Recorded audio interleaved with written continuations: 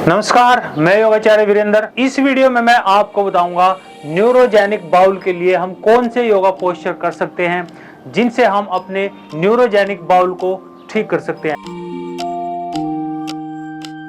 Neurogenic bowl में क्या होता है, हमारा न्यूरोलॉजिक कंडीशंस की वजह से मैकेनिकल कंडीशंस हो जाती हैं। मैकेनिकल कंडीशंस में क्या होता है, हमारे जहाँ टॉयलेट यानी जहाँ से हमारा टॉयलेट पास होता है वहाँ पर एक रिंग जैसी स्पिंक्चर्स होती है, उसको एक मसल्स बोलते हैं, स्पिंक्चर्स मसल्स बोलते हैं, वह लूज हो जाती है तो स्टूल अपने आप पास होने लग जाता है। और कई बार हमें ऐसा लगता है कि हमें स्टूल होने वाला है, यानी हमें टॉयलेट का प्रेशर है, जबकि आप स्टूल पास कर भी चुके होते हैं। कई लोगों को इसमें कॉन्स्टिपेशन बनी रहती है, यानी कब्ज बनी रहती है।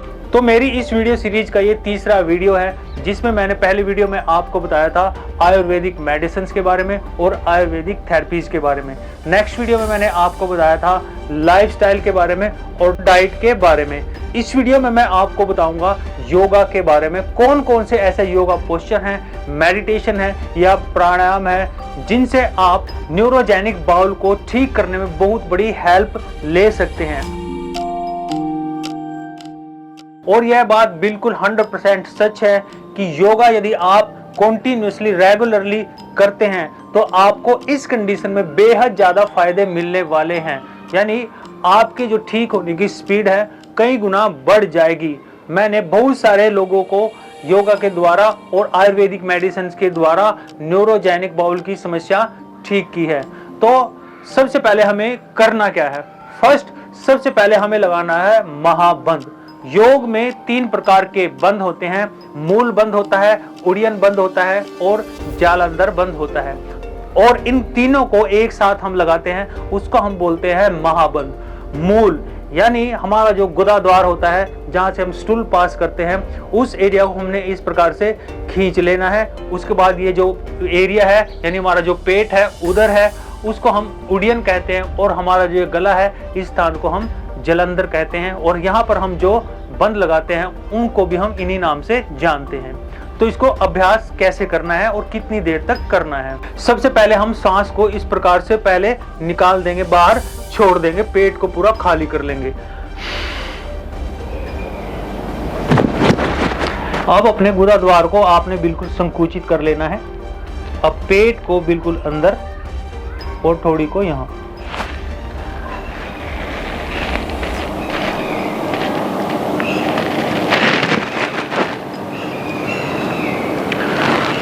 यानी जब हम इसको लगाएंगे सबसे पहले मूल बंद लगेगा, फिर उड़ियन बंद लगेगा और फिर जालंधर बंद। मूल बंद में हमने अपने जो द्वार होते हैं उनको, मल द्वार होते हैं उनको इस प्रकार से खींच लेना है, संकुचित कर लेना है। फिर पेट को संकुचित कर लेना है और फिर गले को अंदर की ओर संकुचित करते हुए थोड़ी को यहाँ पर लगाना है।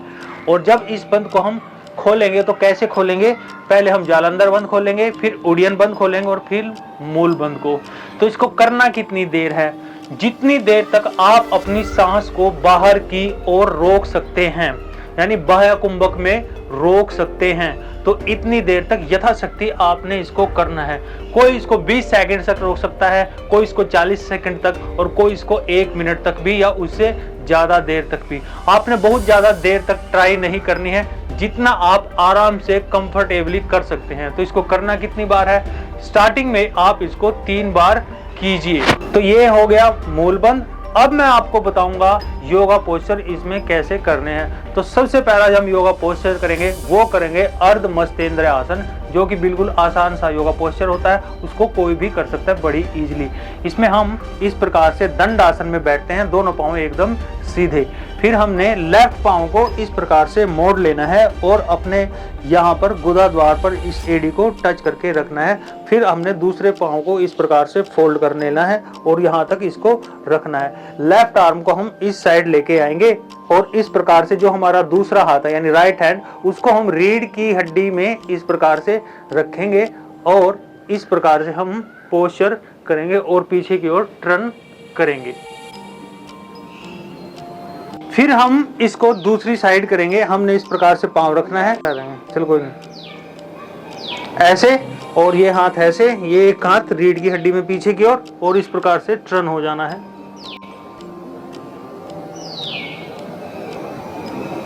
तो नेक्स्ट पोज हम करेंगे बाल आसन। बाल आसन में हमें क्या करना है, इस प्रकार से हम बैठेंगे वज्र आसन में। वज्र आसन में बैठने के बाद हम दोनों हाथों को इस प्रकार से ऊपर लेके जाएंगे और धीरे धीरे ऐसे सामने की ओर जाएंगे, सांस छोड़ते हुए। हाथ आपके एकदम ऐसे आगे हों। इब ले ले साइड में, वीडियो बना लिए साइड में, तो अंदर ला देंगे। इसका हमें बेनिफिट क्या मिलता है, हम इसमें अपने जो बाउल का सिंड्रोम है, यानी बाउल की जो प्रॉब्लम है, न्यूरोलॉजिक बाउल की जो प्रॉब्लम है, उसको ठीक कर सकते हैं और हमारा जो स्फिंक्टर मसल है उसकी भी एक्सरसाइज इसमें हो जाती है। आइए देखते हैं कैसे करेंगे पश्चिम उत्तानासन। सांस छोड़ते हुए ऐसे धीरे धीरे जाएंगे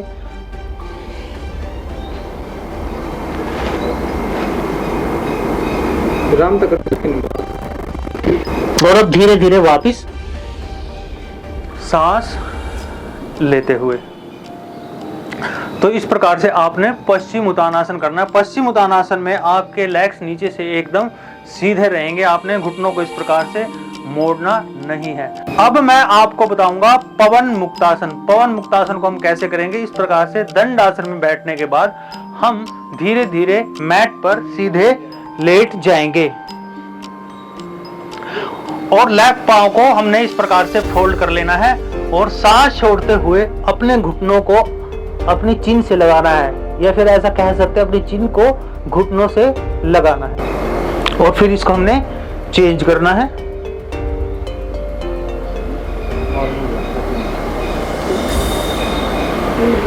और फिर दोनों घुटनों को एक साथ फोल्ड करके पश्चिम उत्तानासन। इसमें सांस को बिल्कुल बाहर छोड़ना है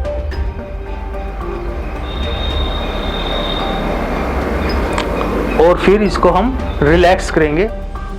पवन मुक्तासन को हम 3 से 4 मिनट तक कर सकते हैं, यानी लेफ्ट से 2 मिनट तक किया, राइट से 2 मिनट तक किया और दोनों लेग से एक साथ भी इसको 2 मिनट तक कर सकते हैं। यह हमारी गैस के लिए, हमारे बाउल के लिए और न्यूरोजेनिक बाउल के लिए बहुत ही अच्छा होता है। जब आप इसको रूटीन से करेंगे तो आपके जो रिजल्ट्स होंगे एकदम उम्दा होंगे, जबरदस्त होंगे। तो नेक्स्ट आसन में हम क्या करेंगे, इसको बोलते हैं हम सुपाइन ट्विस्ट। इस प्रकार से हम लेट जाएंगे, हाथों को हम ऐसे रखेंगे और दोनों घुटनों को फोल्ड कर लेंगे और इस प्रकार से दोनों घुटनों को ट्विस्ट करते हुए एक साइड और फेस को ऑपोजिट डायरेक्शन में कम से कम 10 गिनने तक हम ऐसे रहेंगे और उसके बाद हम इसको चेंज करेंगे।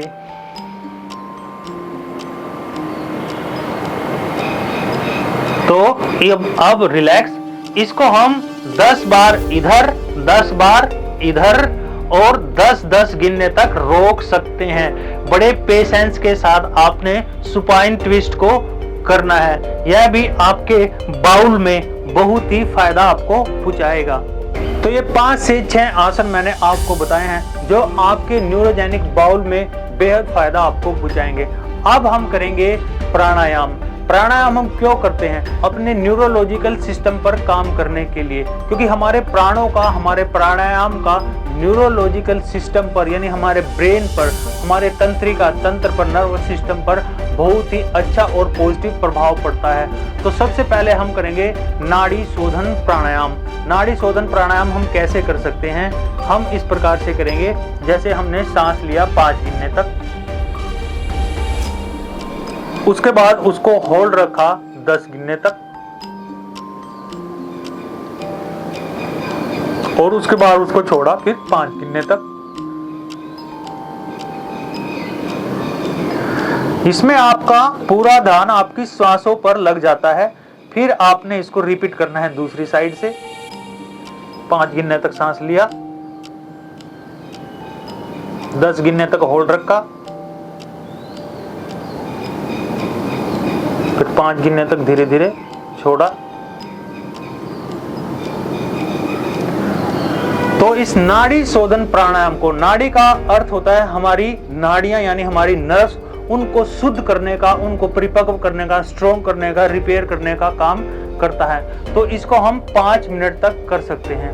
नेक्स्ट प्राणायाम हम करेंगे भस्त्रिका प्राणायाम। भस्त्रिका प्राणायाम में हम सांसों को लंबा खींचते हैं और पूरी तरह से सांसों को ड्रेन करते हैं, यानी बाहर की ओर छोड़ते हैं। आइए देखते हैं कैसे। इस प्रकार से हम इस पोज में बैठ जाएंगे, आपकी रीढ़ की हड्डी और नेक एकदम सीधी हो और आपके हाथ ये मुद्रा बनाते हुए सीधे, एकदम सीधे, आंखें आपकी बंद, श्वास लेना है एकदम गहरा और फिर उसको छोड़ना है, फिर गहरा सांस।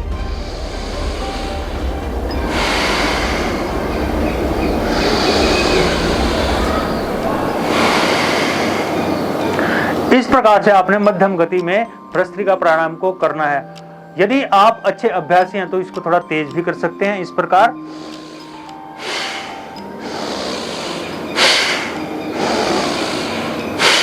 लेकिन मध्यम गति से यदि इसको किया जाए तो वो बहुत ज्यादा उपयोगी होता है और बहुत ज्यादा बेनिफिशियल होता है।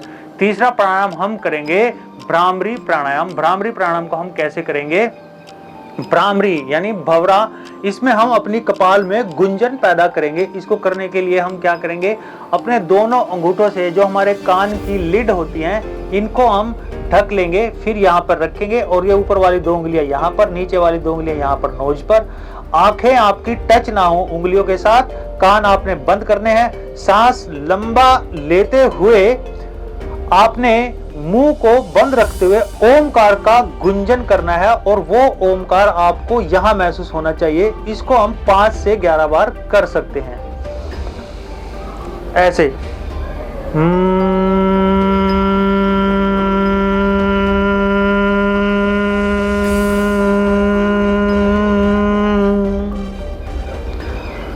यानी पूरा का पूरा गुंजन आपको यहाँ पर महसूस होना चाहिए। जब आपके कान बंद होंगे और यहाँ पर आपकी उंगलियां अलग अलग तरीके से रखी हुई होंगी तो आपको वास्तव में यहाँ पर एक गुंजन सुनाई देगा। अभी मैंने 1 बार इसको किया है, तो आप इसको कम से कम 5 बार और ज्यादा से ज्यादा 11 बार तक करें।